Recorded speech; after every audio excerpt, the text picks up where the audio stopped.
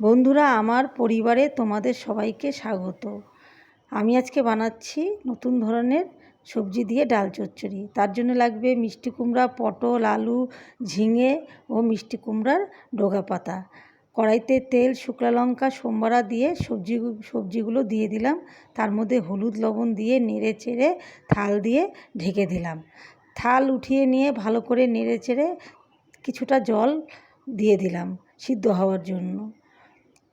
তারপর কিছুটা মুসুরির ডাল ধুয়ে নিয়ে তো সবজির মধ্যে ছিটিয়ে দিলাম এবং আবার থাল দিয়ে ঢেকে দিলাম।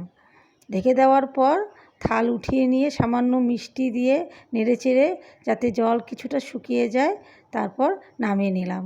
বন্ধুরা, আমার ভিডিওটা যদি ভালো লেগে থাকে তাহলে আমার পাশে থেকো, আমাকে লাইক ও কমেন্ট করো। ধন্যবাদ।